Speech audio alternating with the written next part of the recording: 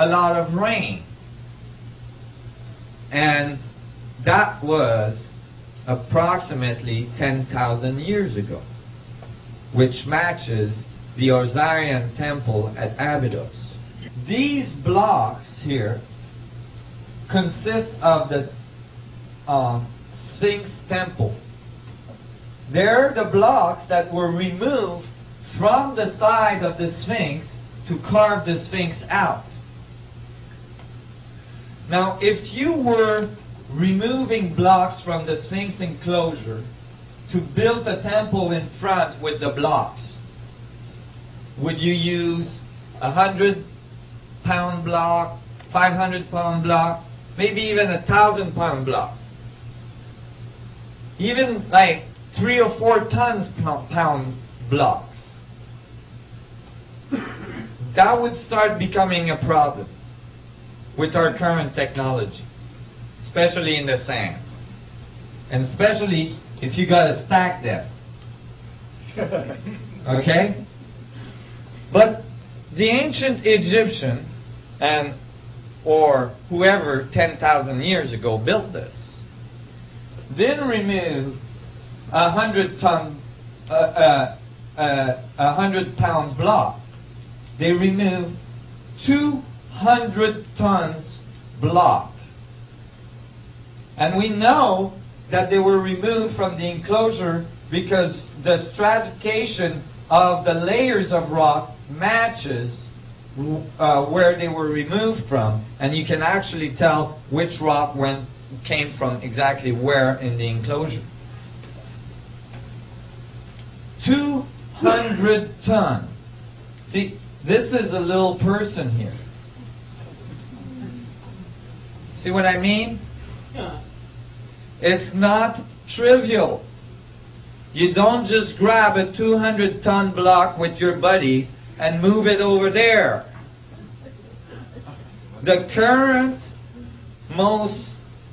we actually at this time lift about 200 ton with the largest land crane on earth. And we move it only from a truck bed into a boat.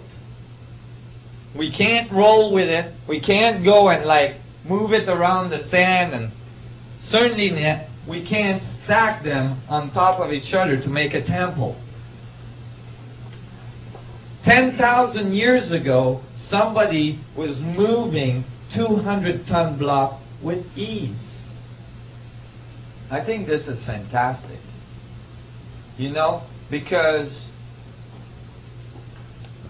this is about our true history. This is about what happened on this planet prior to our current history, prior to our current thinking. Look at this statue.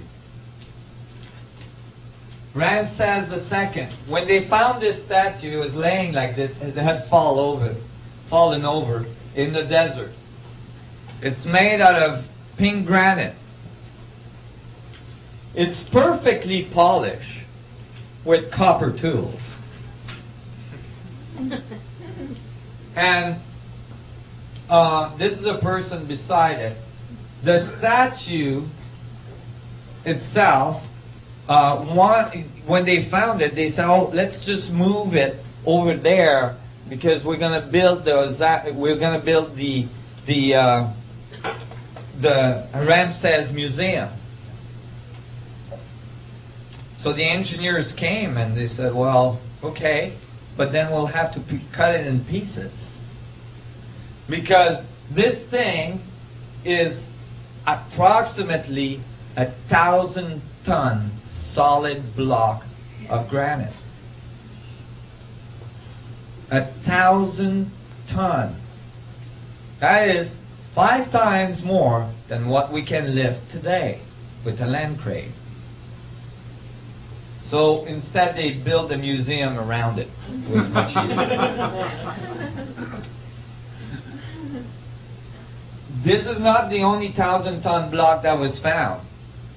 The pillars on each side of the entrance of temples in Egypt, they are called obelisks. Many of them were in excess of 1,000 tons.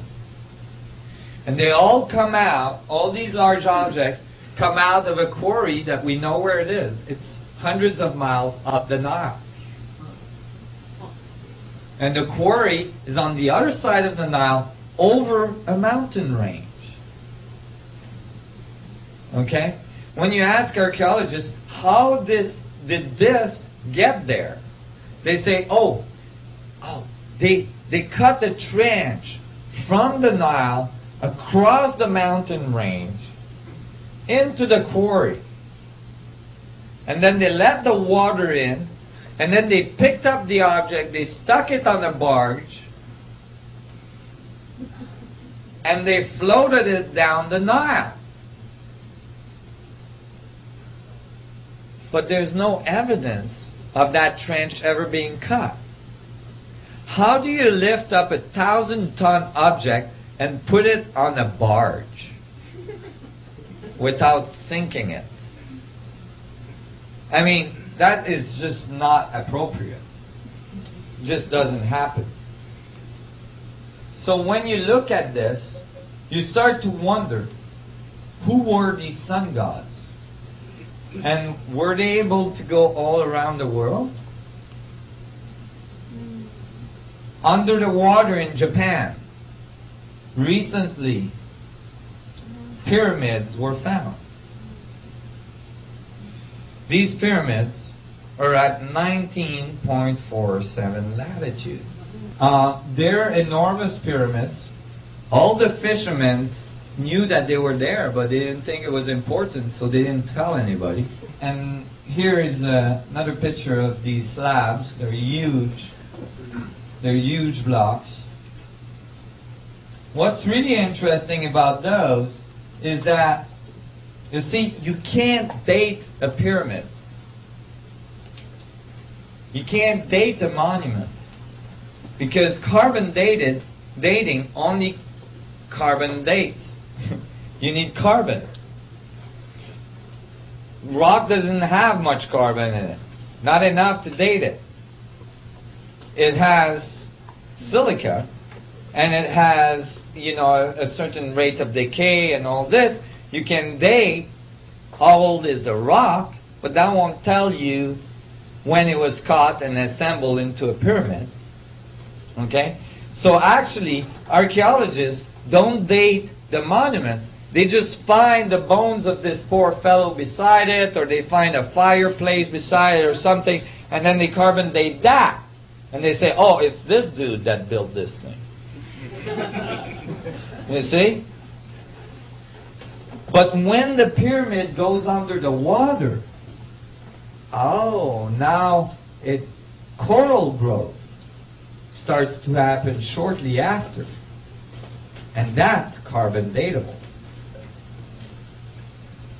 So now you can tell at least when the pyramid went under the water. Well, when they carbon dated these pyramids, they went under the water at least 10,000 years ago. The meltdown of the last ice age, when the water rose and covered the earth.